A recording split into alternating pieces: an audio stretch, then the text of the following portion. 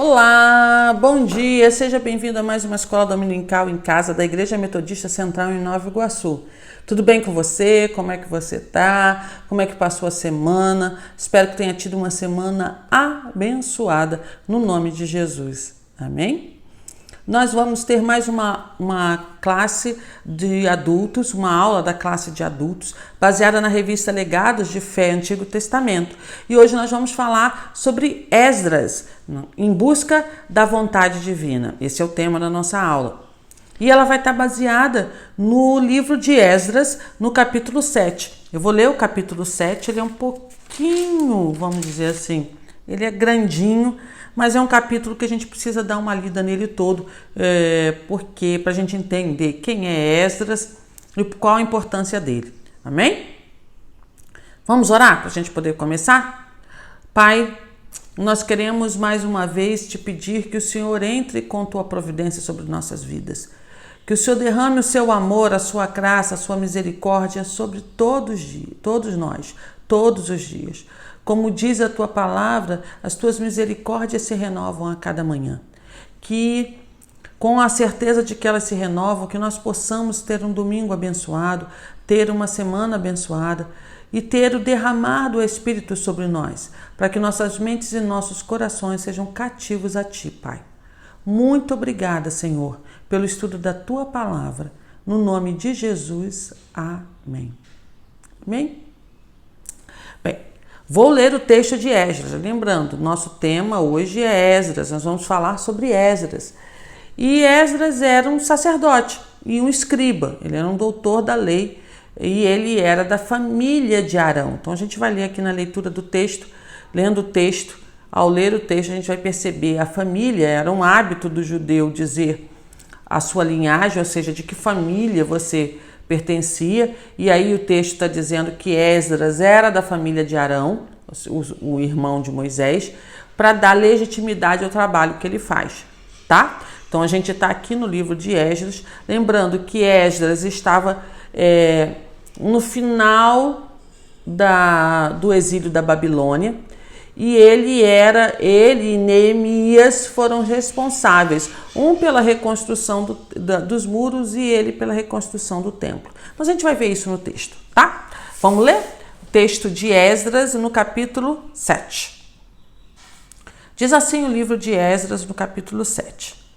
Passadas estas coisas, no reinado de Artaxerxes, rei da Pérsia, Esdras, filho de Seraías, filho de Azarias, filho de Ilquias, filho de Salum, filho de Zadok, filho de Aitube, filho de Amarias, filho de Azarias, filho de Meraiote, filho de Zeraías, filho de Uzi, filho de Buque, filho de Abizua, filho de Finéias, filho de Eleazar, filho de Arão, o sumo sacerdote. Este Esdras subiu da Babilônia. Ele era escriba versado na lei de Moisés, dada pelo Senhor, Deus de Israel, e segundo a boa mão do Senhor, seu Deus, que estava sobre ele, o rei lhe concedeu tudo quanto lhe pedira. Também subiram a Jerusalém alguns dos filhos de Israel, dos sacerdotes, dos levitas, dos cantores, dos porteiros e dos servidores no templo, no 7º ano do rei Artaxerxes. Esdras chegou a Jerusalém no 5º mês do 7º ano deste rei, pois no 1º dia do 1º mês partiu da Babilônia, e no 1º dia do 5º mês chegou a Jerusalém, segundo a boa mão do seu Deus sobre ele.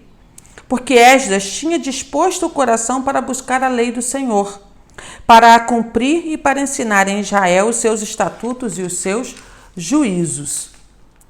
Esta é a cópia da carta que o rei Artaxerxes deu ao sacerdote Esdras, o escriba das palavras dos mandamentos e dos estatutos do Senhor sobre Israel.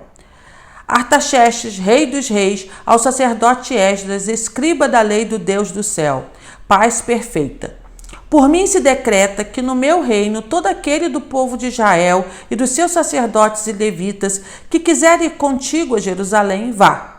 Porquanto és mandado da parte do rei e dos seus 7 conselheiros para fazeres inquirição a respeito de Judá e de Jerusalém, segundo a lei do teu Deus, a qual está na tua mão, e para levares a prata e o ouro que o rei e os seus conselheiros espontaneamente ofereceram ao Deus de Israel, cuja habitação está em Jerusalém. Bem assim, prata e ouro que achares em toda a província da Babilônia, com as ofertas voluntárias do povo e dos sacerdotes oferecidas espontaneamente, para a casa de seu Deus, a qual está em Jerusalém. Portanto, diligentemente comprarás com este dinheiro novilhos e carneiros e cordeiros e suas ofertas de manjares e as suas libações, e as oferecerás sobre o altar da casa do teu Deus, a qual está em Jerusalém. Também o que a ti e a teus irmãos bem parecer fazerdes do resto da prata e do ouro, fazei-o segundo a vontade do vosso Deus. E os utensílios que te foram dados para o serviço da casa do teu Deus, restitui-os perante o Deus de Jerusalém. E tudo mais que for necessário para a casa de teu Deus, que te convenha dar, dá-los-á da casa dos tesouros do rei. Eu mesmo, o rei Artaxerxes, decreto a todos os tesoureiros que estão da além do Eufrates, tudo quanto vos pedir o sacerdote Esdras, escriba da lei do Deus do céu, pontualmente se lhe faça. Até 100 talentos de prata, até 100 coros de trigo, até 100 batos de vinho, até 100 batos de azeite e sal à vontade.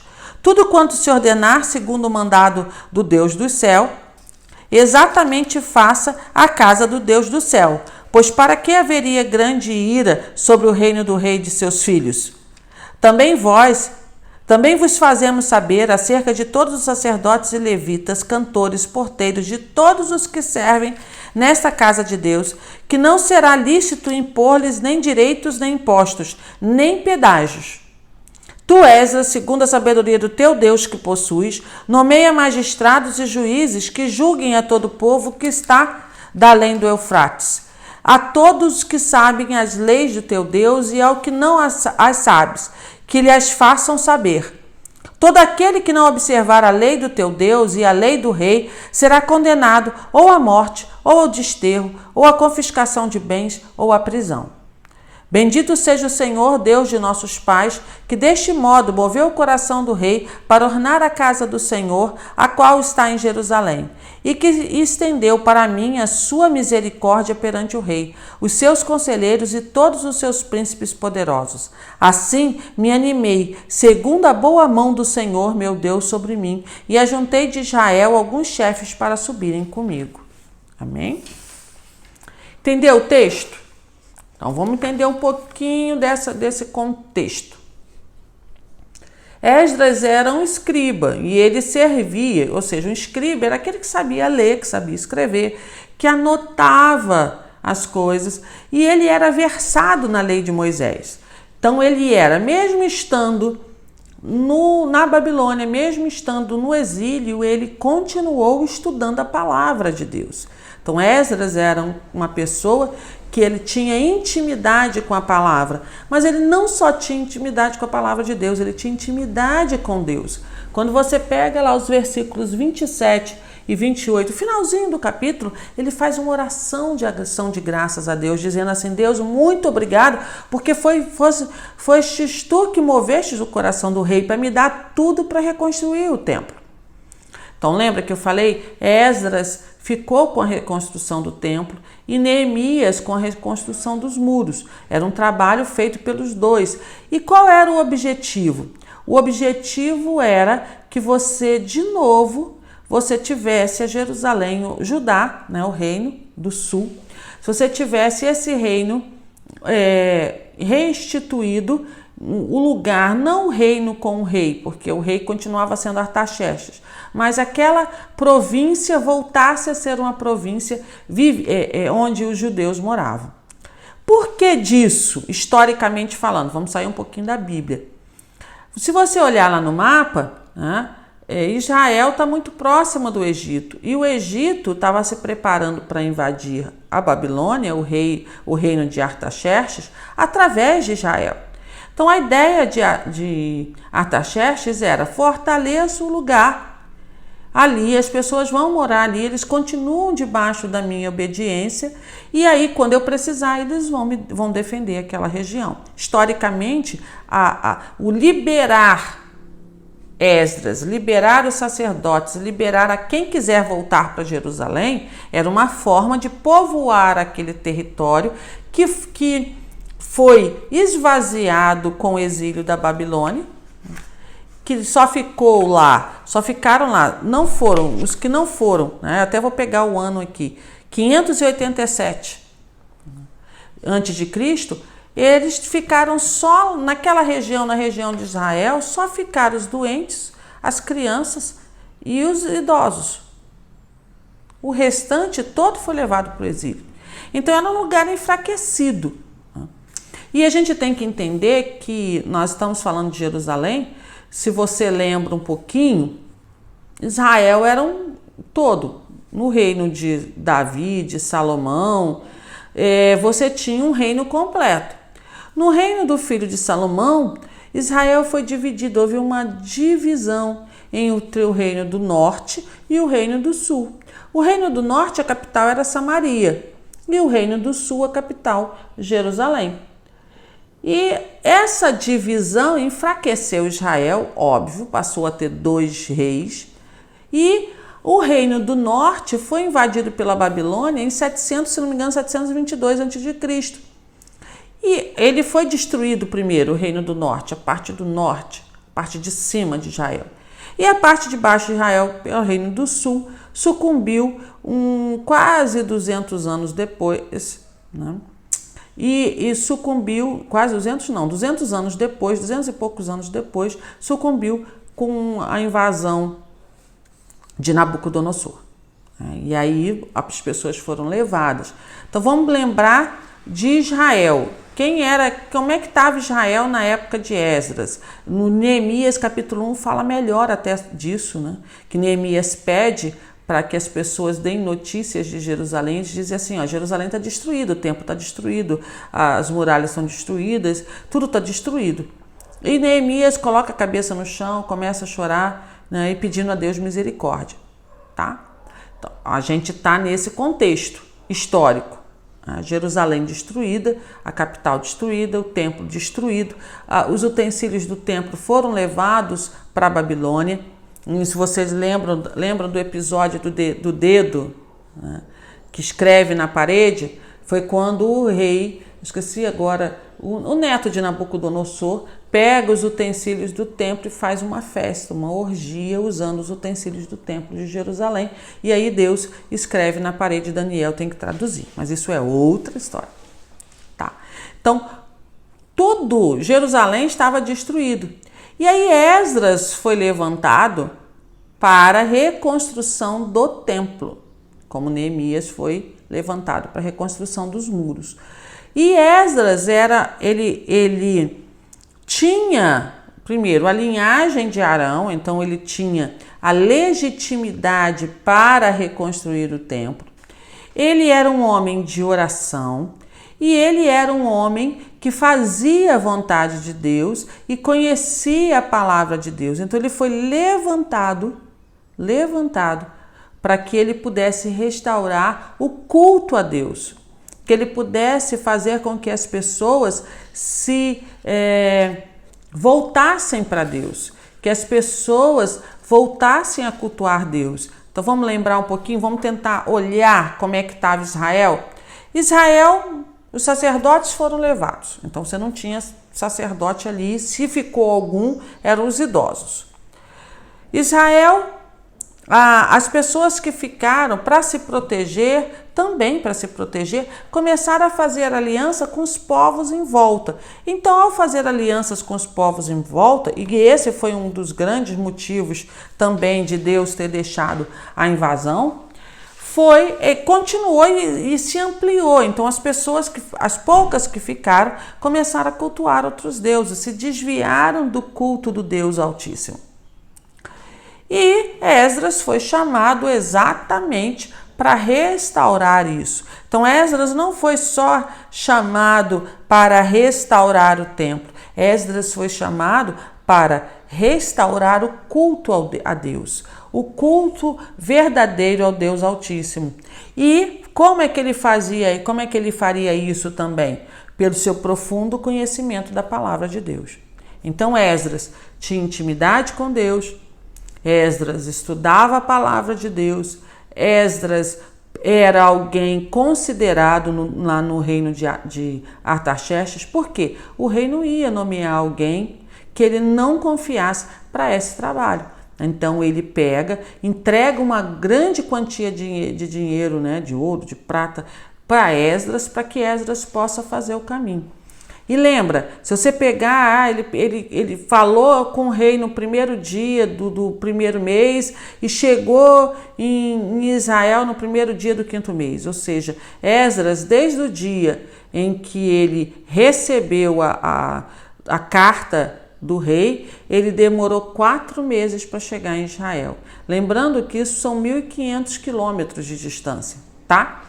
Mas está falando de estrada ruim, assaltante,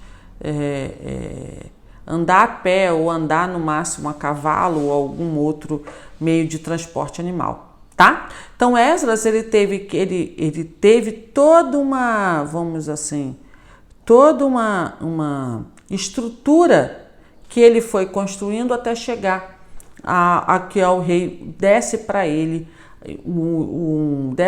toda aquela quantia e desse para ele a obrigação de restaurar o templo, tá? É importante, eu tinha até esquecido, estava até olhando aqui na revista, Esdras quer dizer ajuda, ou Jeová ajuda, né? E em alguns textos, em Crônicas, no capítulo 4, 17, também em Neemias 12, ele é citado, e é citado com outro nome, Ezra. Ezra é Esdras também, tá? Ou seja, ajuda. Jeová ajuda. O nome propício, lembra que em outras aulas a gente já falou disso, que o nome ele tem um significado muito importante para a cultura judaica, e quando você bota o nome Esdras, que significa ajuda ou Jeová ajuda, é sinal de que que essa criança ela traz em si essa característica de que Deus vai estar sempre ajudando. E é a oração que ele faz no final do texto. Ele agradece a Deus justamente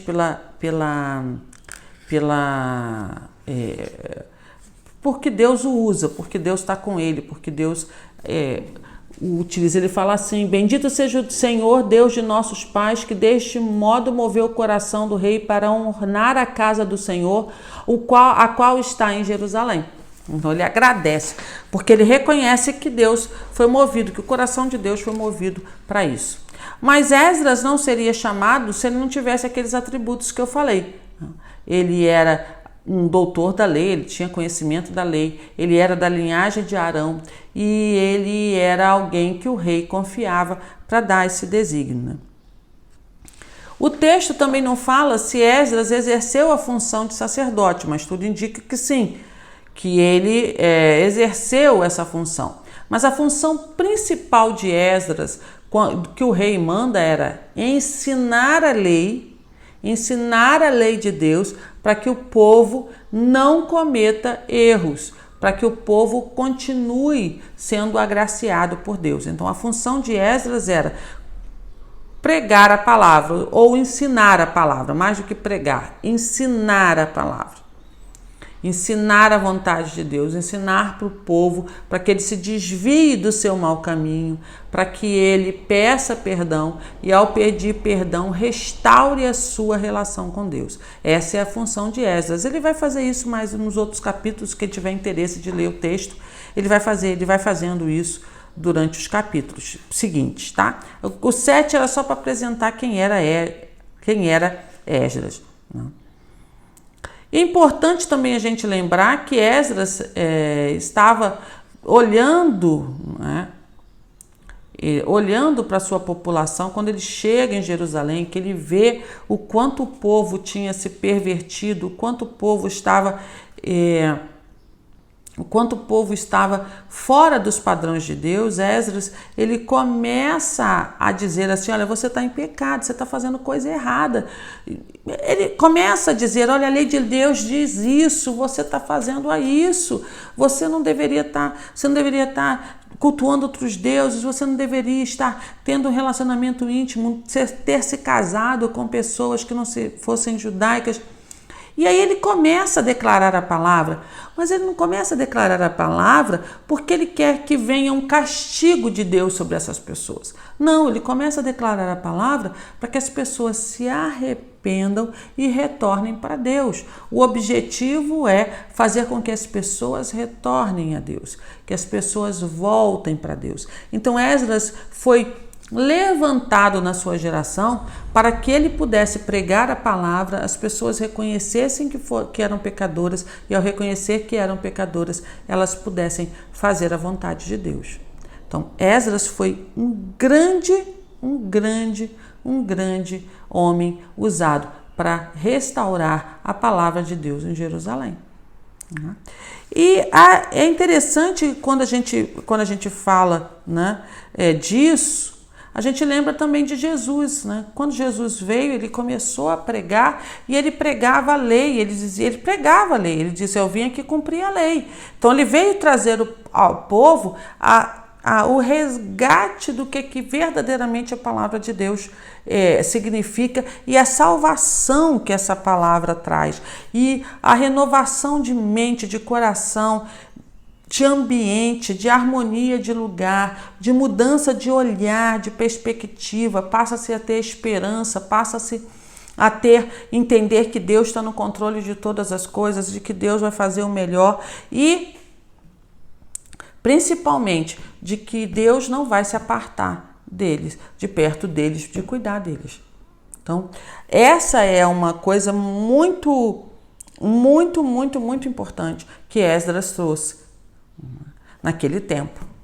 Eu fico imaginando, só imaginação, tá, gente? Eu fico imaginando a cidade toda destruída, a primeira visão que Esdras tem, que Neemias tem e olha, e principalmente Esdras, quando vai em direção ao templo e vê o templo destruído. Eu acho que é uma sensação, né, muito ruim. Você saber que aquele lugar se cultuava a Deus e que ele estava ali, abandonado, destruído, sem cuidado, sem ninguém. Imagina, você está entrando na igreja de Nova Iguaçu, que não é isso, tá? A igreja tá linda, tá cuidada, tá as pessoas têm tido, a administração da igreja tem tido um cuidado enorme com a igreja para que quando as pessoas, à medida que nós estamos voltando a frequentar o templo, que o templo tivesse aprazível para receber. Mas pensa que não fosse assim. Você passou a pandemia, ficou um tempo na pandemia e quando chegou lá na igreja tivesse tudo sujo, quebrado, jogado. Como é que você se sentiria? Esdras também se sentiu assim. Só que Esdras fez algo mais. Ele não só sentiu que tinha algo errado, mas como ele se propôs a resolver o problema e se colocou na brecha, se colocou no lugar de resolução de problemas. Quem somos nós? Os que causam problemas ou os que resolvem problemas? Eu prefiro ser da galera que resolve problema. É um aprendizado muito mais rico, é um aprendizado muito mais fácil e também a gente passa a cumprir a função, uma das funções de ser cristão, que é ser pacificador, ser cuidadoso, ser zeloso pela palavra, ser zeloso por tudo aquilo que Deus colocou nas nossas mãos. Esdras fez um trabalho excelente e ele colocou o seu conhecimento, todo o seu entendimento e toda a sua vontade para fazer a vontade de Deus. Esdras fez exatamente o que Deus esperava dele. E aí eu quero terminar essa lição lendo a conclusão do texto que diz assim: gostamos de admirar as pessoas cujas histórias são registradas na Bíblia e, de fato, muitos testemunhos são admiráveis. Mas não podemos esquecer, são pessoas como nós e nós temos o Espírito Santo que nos foi outorgado por Jesus quando recebemos em nossa vida. Então, mais que admiração, essas histórias devem ser para nós inspiração, pois ainda hoje Deus quer usar vidas para mudar a história de seu povo e fazer seu nome conhecido. Então, mãos à obra. Enquanto estamos nesta terra, temos o que fazer para o Senhor. Que a vida de Esdras seja inspiração para nós. Amém? Então, que a gente possa olhar o zelo pela palavra, o estudo da palavra, possa ser o nosso estímulo para que nós possamos fazer a vontade de Deus todos os dias, até a volta dele, até que nós estejamos com ele na eternidade. Tá bom? Beijo enorme no seu coração. Até domingo que vem a gente se encontra aqui, tá? Beijo!